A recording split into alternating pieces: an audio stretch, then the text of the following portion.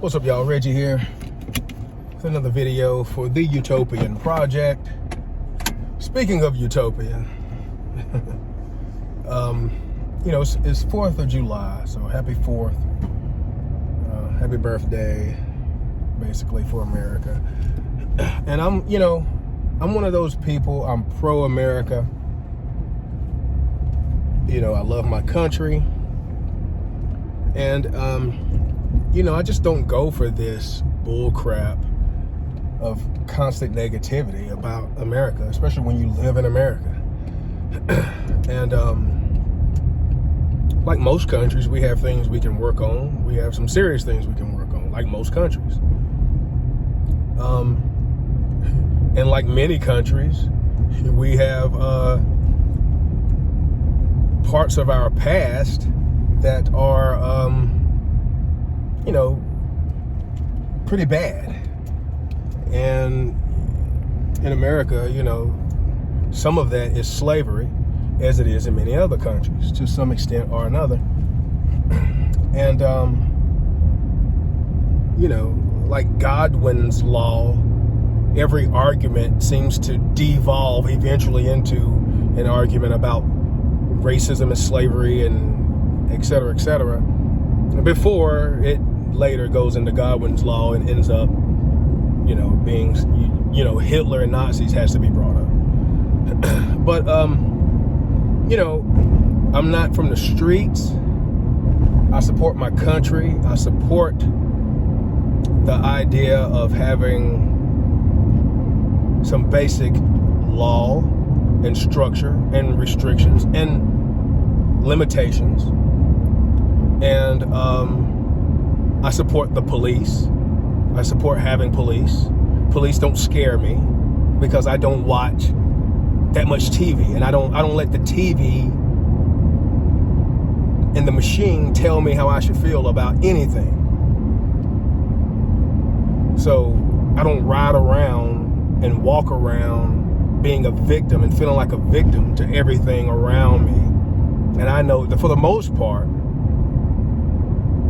if I treat people with respect and how I want to be treated, I can pretty much ward off with the highest degree of statistical probability. I can ward off. I have the highest chance of warding off bad outcomes when it comes to people. There's never a guarantee of that, regardless of what you're talking about. So I understand that.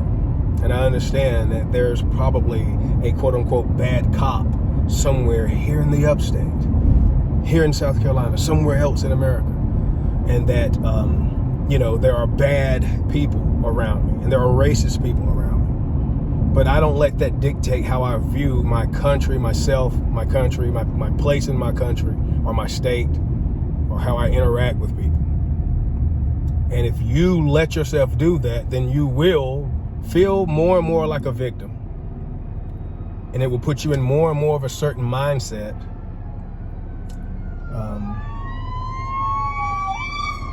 Very, very busy intersection right here. And a lot of times it's blocked. And I've seen maybe twice since I've lived around here where the intersection is blocked.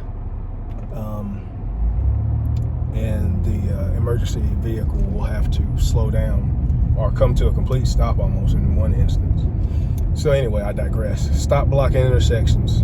It's one thing if you think you can make it and you can't, but pulling out just because you want to be able to go the next is a good way to find yourself blocking a freaking emergency vehicle, especially if you're in a busy area and, your road engineering isn't the best. But regardless of that, you shouldn't be blocking intersections if you can help it. I do from time to time, and try not to. But anyway, I digress.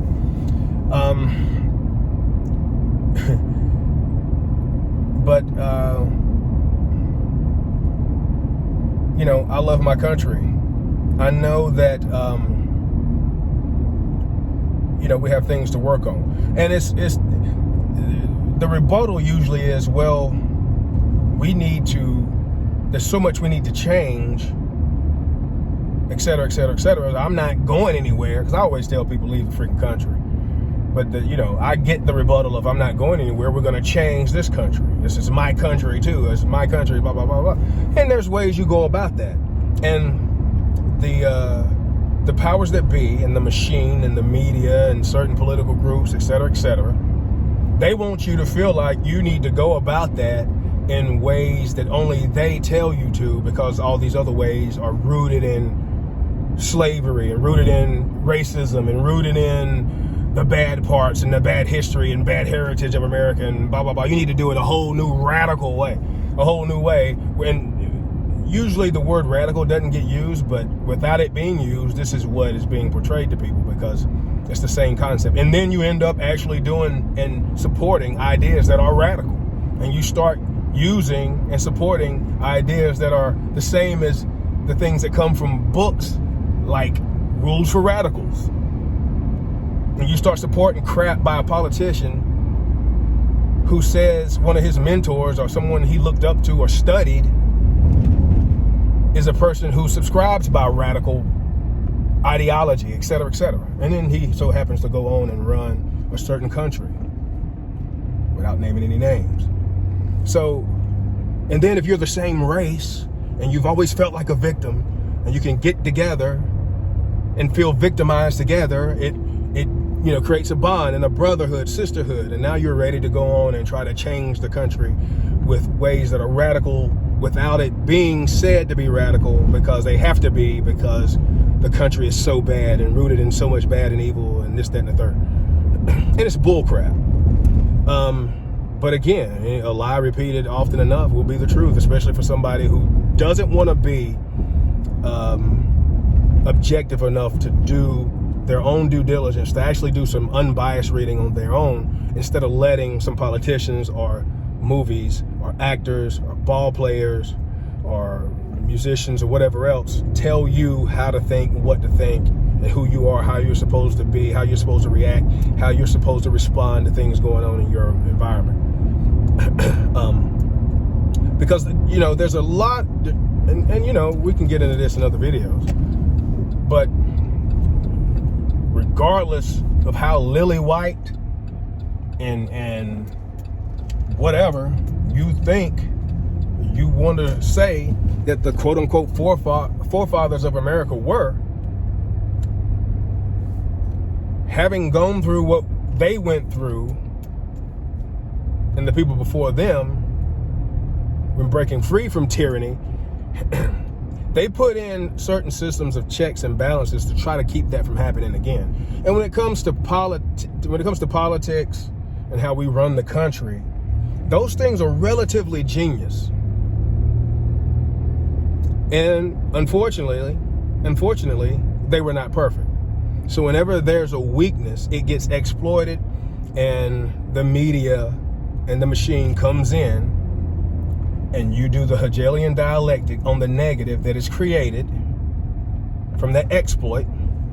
And now you're back to how this is a bad system. You need to revamp it, the whole thing, rebuild the whole country, blah, blah, blah, blah, blah. And nowhere do you really see too many people of this certain ilk talk about how great the country is, or how good it is. And another thing, I'm not going to sit here and let somebody tell me that America isn't great just because somebody that you don't agree with made a slogan that has the word great in it when referring to America. Now, I'm just not that asinine. I'm not that weak. And I can use my own brain. And I know that none of y'all are trying to leave and go to another country for the most part. I had some people giving that in some debates, and they give that lip service, but you ain't going no damn where, and you know it. Shut up. Well, if you are, then good. Get the hell on. And you got people, as I talked about on Facebook earlier, you got people literally putting up their children. You got fathers and mothers willing to potentially sacrifice their child's life, or risk them potentially getting raped, knowing that this stuff happens, and saying you're still better off in that country. Even if you make it and you go through this, that, and the third, I would still rather put you through it if you have a chance to get over there. And you might die, as many do. Children. But you want to tell me, while you sit up with hot and cold running water, with a job to go to, and you make decent money, you got 2 cars, a house, air conditioned, and you don't have to worry about bombs exploding around your house, or most of us don't have to worry about their house getting shot up at night, most of us in America. But et cetera, et cetera. You don't stop and think about how great you have it in America, and how you don't have to be worried about doing what these parents have to do in order to have a better opportunity and have more freedom, and these freedoms and opportunities that so many people take advantage of and take for granted, to the point to where you can sit up and do whatever you want to do all day and have the wherewithal and the freedom to criticize it without really having to worry about much repercussions. You criticize, your government in some countries, you might wind up missing.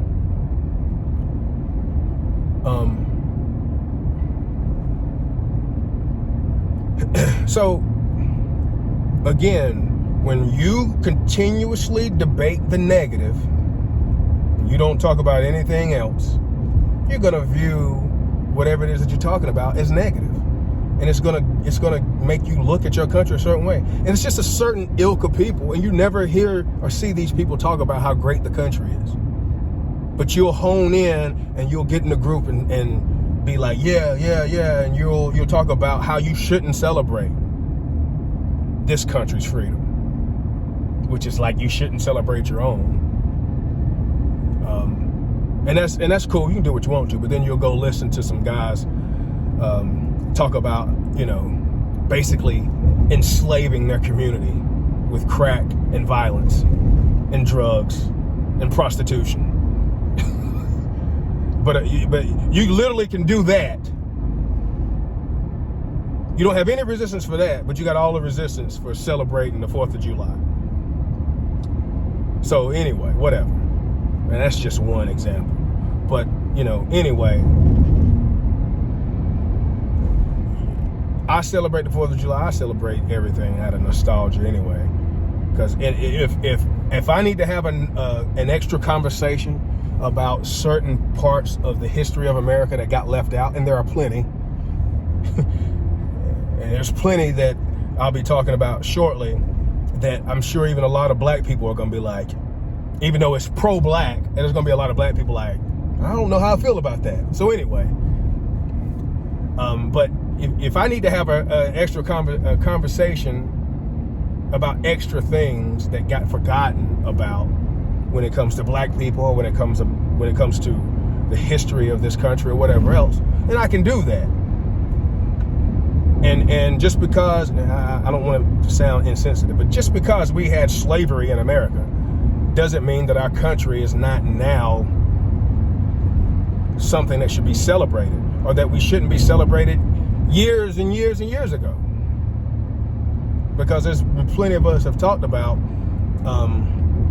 black people were humming along just fine through coming out of the most racist period of America, coming out of slavery, coming out of Jim Crow laws.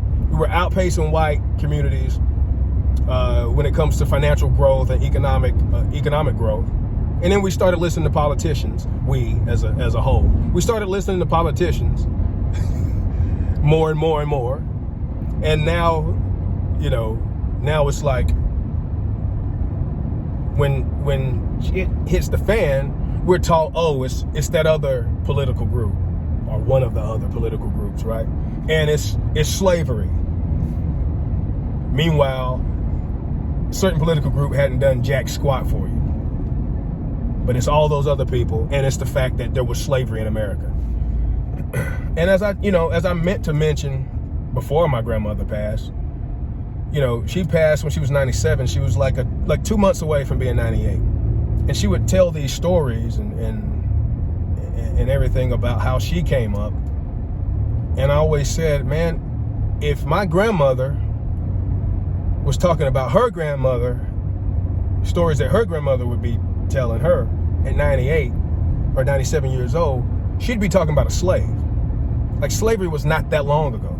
And there's a lot of things I want to talk about when it comes to that, and how we have not gotten that far from slavery and the repercussions, and how it's not that many generations. And you know what I'm saying? So when I can drive down my hometown and see land that was taken from black people, and see land that slaves worked, or go a little bit further down the road and see where some of my family worked as slaves, it's not that long ago. And while I am one of those people that's like, you know, I'm one of those bootstraps people, just because of what I know, I also know that we are not that far from being touched and being limited by slavery. And meanwhile, I can have, you know, I know people whose family owned slaves and who still live on the land. But that's a different conversation, because it's like that in so many places, in so many countries. But I'm not gonna let it make me feel like a freaking victim, to where I walk around feeling like somebody owes me something, or feeling negative. Yeah, there's a lot of people that had head starts. There's a lot of families that had head starts. And that's always gonna be the freaking case.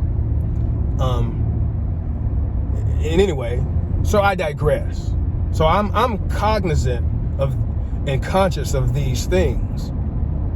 But I don't want, if you want to look at the negativity of it, this is Hegelian dialect, as I talked about in my Hegelian dialect video 1. I've got more coming. But you just stay on the negative, and stay negative, and keep debating the negative, and thinking that you're doing something, but that's original. And that there's not going to be ambulance chasers and the same old crew ready to take advantage of you instead of helping you, while you're sitting here being a victim and being negative about everything in your country, instead of coming together and getting something done, outside of thinking that a bunch of other people and a bunch of other politicians or anybody else is going to come save you. And that's the thing about in America. You can get together and save yourself. You can get together and do anything. But we're too busy watching. We're too busy getting together and learning about Power Book and Snowfall, and not how politicians move. Unless the TV tells you it's about how politicians move when it comes to that other party or those other parties. And whenever ready, we're ready to throw up something negative that's giving us to talk about negative, and never talk about anything positive when it comes to what we can do in America and how powerful we can be, whether it be we, black people, downtrodden people, poor people, or whatever else. We have the opportunity and the freedom to do that in America because of how America is set up, and because of how great America is and how it has been. And sure, somebody will come and try to burn it down. But what you gonna do? You gonna stop? You gonna quit? You gonna give up? Because it's your free will choice. So if you want to take your free will choice and do something negative with it in retaliation for those things, whether it be in the past or in the distant past or in the relative, you know, not so distant past, you still get a free will choice of what you want to do in response to what you feel is negative around you in your country, your community, or whatever else. So you can still take advantage of America and its opportunity and its freedom while you can, because they're damn sure trying to take it away from you. And then you turn around in many cases and go vote for the people that are sitting here telling you can't work unless you do what I tell you to do and put this in your body. You don't see the coercion in that, and how that's the same thing that happened to slaves, and how you're being suckered, and how politics and division of politics is being used to manipulate you, because it's not even about politics. It's about good versus evil and freedom. And freedom is love. Restriction and stop is fear. It's fear versus love. And when it gets perverted, it's evil. So anyway, that's my rant. I love my country.